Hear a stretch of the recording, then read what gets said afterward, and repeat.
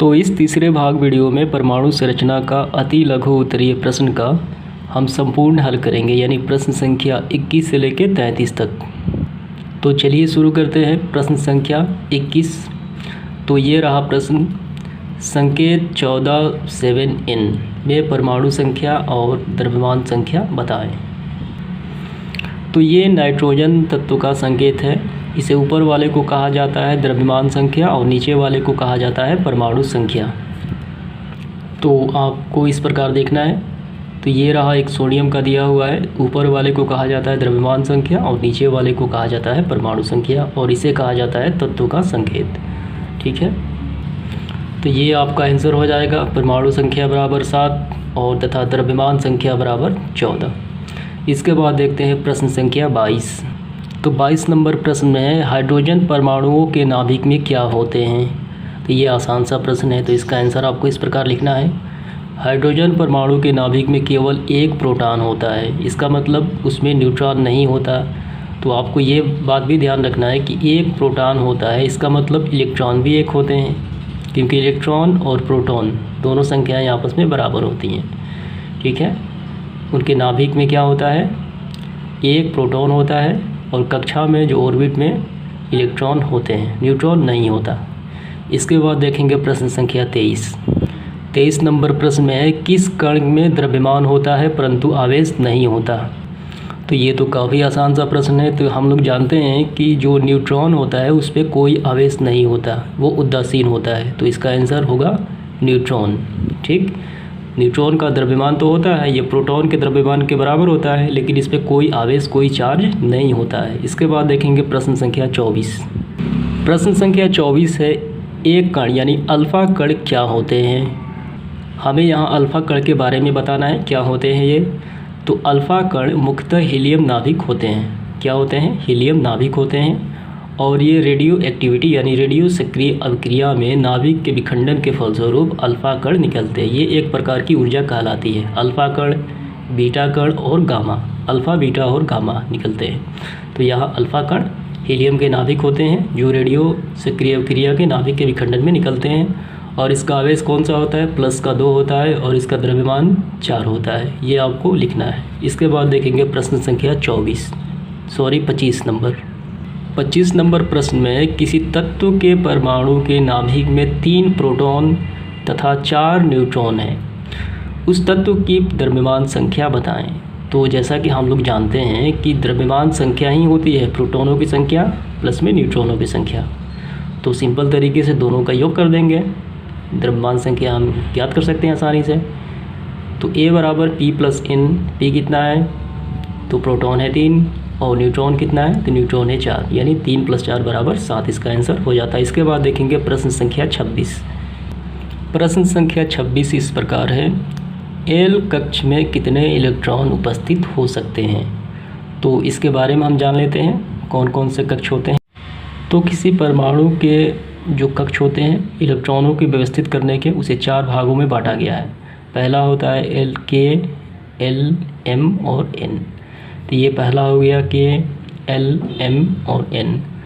तो इस पहले वाले में कितना आते हैं इलेक्ट्रॉन, इसमें आते हैं 2, इसमें 8, इसमें 18 और इसमें 32। और हम इस फार्मूले के आधार पर ज्ञात कर सकते हैं, यानी पहले नंबर का है तो N के स्थान पे 1 रखेंगे, तो इस प्रकार 2 आ जाता है। K में 2 और कक्षा L में 8। तो इस प्रकार आपको ध्यान रखना है। हमें पूछा गया कौन सा, तो हमें पूछा गया है L का।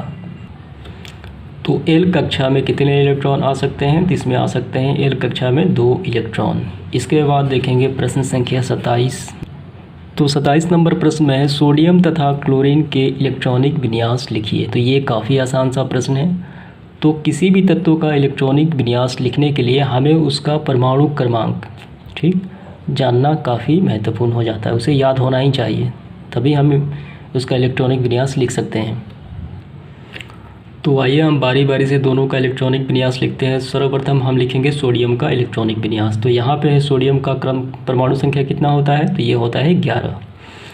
तो चलिए, तो सबसे पहले लिखा जाता है पहले कक्षा यानी K में कितने इलेक्ट्रॉन आ सकते हैं, तो इसमें आ सकते हैं 2 इलेक्ट्रॉन। इसके बाद दूसरे कक्षा में 8 2 और 8 हो गए 10 और 1 चाहिए 11, तीसरे में 1 यानी 11। तो ये इसका हो जाता है इलेक्ट्रॉनिक विन्यास। इसके बाद हम लिखेंगे क्लोरीन का इलेक्ट्रॉनिक विन्यास। तो ये रहा क्लोरीन, इसकी परमाणु संख्या है 17। तो सबसे पहले कक्षा में 2, इसके बाद 8 2 और 8 10, इसके बाद 7 यानी 17। तो इस प्रकार इसका इलेक्ट्रॉनिक विन्यास लिखा जा चुका। इसके बाद देखेंगे प्रश्न संख्या 28। तो प्रश्न संख्या 28 है क्लोराइड आयन में प्रोटॉनों की संख्या बताएं। तो ये आसान सा प्रश्न है, तो इसका आंसर हो जाएगा क्लोराइड आयन में प्रोटॉन की संख्या होती है 17, यानी 17 प्रोटॉन होते हैं। तो ये कैसे होगा ज्ञात, तो इसके बारे में समझ लेते हैं थोड़ा सा। तो ये है क्लोरीन, ये इसका परमाणु द्रव्यमान और ये है इसका परमाणु संख्या। तो आपको ध्यान देना है परमाणु संख्या ही प्रोटॉनों की संख्या होती है। लेकिन ये क्या है, ये है क्लोरीन और ये है क्लोराइड आयन। ठीक है, ये है क्लोराइड आयन और हमें पूछा जा रहा है इसमें प्रोटॉनों की संख्या। तो सर्वप्रथम इसका इलेक्ट्रॉनिक विन्यास लिखते हैं, तब आपको समझ में आ जाएगा। तो पहले कक्षा में 2, दूसरे में 8 2 और 8 10 और तीसरे में 7। तो ये एक कम है, ठीक है, क्योंकि लास्ट में 8 होते हैं, लास्ट कक्षा में 8 ही इलेक्ट्रॉन आ सकते हैं और लेकिन इसमें कम है। तो ये एक दूसरे से इलेक्ट्रॉन को क्या करेगा, ग्रहण करेगा। तो इस पर एक क्या आ जाएंगे, तो माइनस का चार्ज आ जाएगा।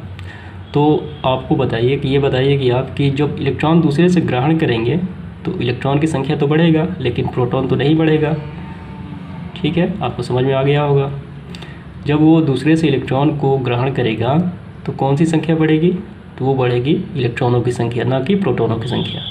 तो प्रोटॉनों की संख्या हमेशा ज्यों के त्यों होगी, ठीक, क्लोराइड आयन में भी। तो इसका आंसर हो जाएगा 17।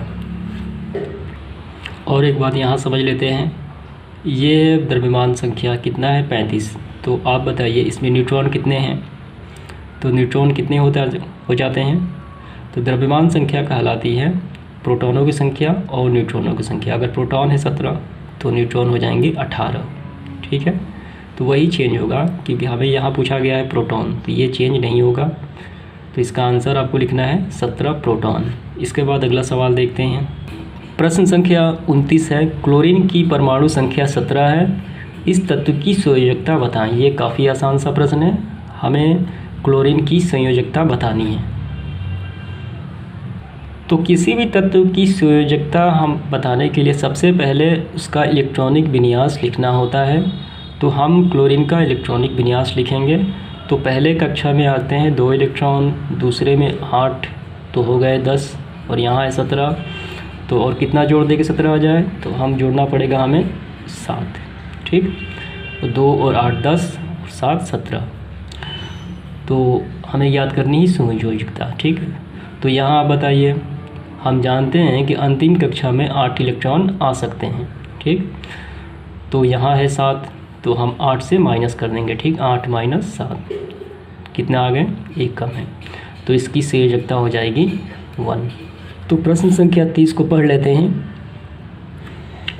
यदि तत्व का Z बराबर 3 हो तो तत्व की संयोजकता क्या होगी। तत्व का नाम भी लिखें। तो हमें ये जानना है कि Z का मतलब क्या होता है। तो Z का मतलब होता है परमाणु संख्या। ठीक, परमाणु संख्या यानी Z बराबर 3 है, तो इसका मतलब परमाणु संख्या 3 वाला कौन सा तत्व होता है जिसकी परमाणु क्रमांक 3 हो, तो ये हो जाता है लिथियम। ठीक, पहले नंबर पे हाइड्रोजन, दूसरे पे हीलियम, तीसरे पे लिथियम। और हमें इस लिथियम की संयोजकता भी ज्ञात करनी है। तो चलिए इसको ज्ञात करते हैं। तो सबसे पहले यहाँ लिथियम लिखते हैं और इसका परमाणु क्रमांक 3। तो सबसे पहले इलेक्ट्रॉनिक विन्यास लिखते हैं। तो पहले कक्षा में 2 और कितना जोड़ दे के 3 आ जाए, तो दूसरे में 1। तो इसकी संयोजकता हो जाएगी 1। ठीक, आपको एक आंसर लिखना है। तो प्रश्न संख्या 31 की तरफ बढ़ते हैं। प्रश्न संख्या 31 है अगर किसी परमाणु का K तथा L कक्ष जो है भरा है, यानी पूर्ण रूप से इलेक्ट्रॉनों से भरा है, तो उस परमाणु में इलेक्ट्रॉन की संख्या क्या होगी। ये आसान सा प्रश्न है। तो जैसा कि हम लोग जानते हैं कि पहले कक्षा में 2 इलेक्ट्रॉन आ सकते हैं, दूसरे में 8 इलेक्ट्रॉन आ सकते हैं, तीसरे में 18 और N कक्षा में कितने, 32। तो यहाँ पूछा गया है कि K और L भरा हुआ है, यानी ये दोनों भरे हैं। तो कितना भरा है 8 और 2 से यानी 10। तो उस इलेक्ट्रॉन संख्या क्या हो गई, तो कुल कितने इलेक्ट्रॉन हो गए, तो ये हो गए टोटल 10। तो ये आपको आंसर लिखना है। प्रश्न संख्या 32 है, निम्नलिखित में समस्थानिक और समभारिक की पहचान करें। तो पहला प्रश्न है 14C6 14N7, दूसरा है 12C6 14C6। तो इसको हल करने से पहले हमें ये जानना होगा कि समस्थानिक किसे कहा जाता है और समभारिक किसे कहा जाता है। सम मतलब होता है बराबर, स्थान मतलब क्रमांक, किसी भी चीज़ का स्थान यानी क्रमांक बराबर होना चाहिए। सम स्थानिक यानी परमाणु क्रमांक समान, द्रव्यमान संख्या भिन्न भिन्न। और हम लोग जानते हैं कि ऊपर वाला क्या होता है, ऊपर वाला होता है द्रव्यमान संख्या और नीचे वाला होता है परमाणु संख्या। तो ये तो समस्थानिक नहीं हो सकते हैं। ये देखिए आप, समभारिक। तो सबसे पहले इसको सॉल्व करते हैं। समस्थानिक, तो ये कौन सा होगा, तो ये हो जाएगा समभारिक, यानी परमाणु द्रव्यमान समान है। यहाँ भी 14 है और यहाँ भी 14 है, और ये परमाणु क्रमांक भिन्न भिन्न है। ठीक, तो ये हो जाएगा समभारिक। जब ये समभारिक हो गया तो ये हो जाएगा समस्थानिक। तो समस्थानिक का मतलब, सम मतलब बराबर, स्थान मतलब क्रमांक, किसी भी चीज़ का क्रमांक। नीचे वाला होता है परमाणु क्रमांक, ये दोनों बराबर हैं, सम हैं, तो ये हो जाएगा समस्थानिक। और ये होता है परमाणु द्रव्यमान, ये दोनों भिन्न हैं। तो आपको समझ में आ गया होगा। इसके बाद देखेंगे आखिरी सवाल 33 नंबर। तो 33 नंबर सवाल है, हीलियम का द्रव्यमान 4U और इसके परमाणु में 2 प्रोटॉन हैं, इनमें कितने न्यूट्रॉन होंगे। तो ये आसान सा सवाल है, आपको इस प्रकार सॉल्व करना है। तो यहाँ आप देखिए द्रव्यमान संख्या कितना दिया है, 4 दिया है। ठीक, हम जानते हैं कि परमाणु द्रव्यमान संख्या क्या होती है, प्रोटॉनों की संख्या प्लस में न्यूट्रॉनों की संख्या, दोनों का योग होता है परमाणु द्रव्यमान, जो 4 दिया हुआ है।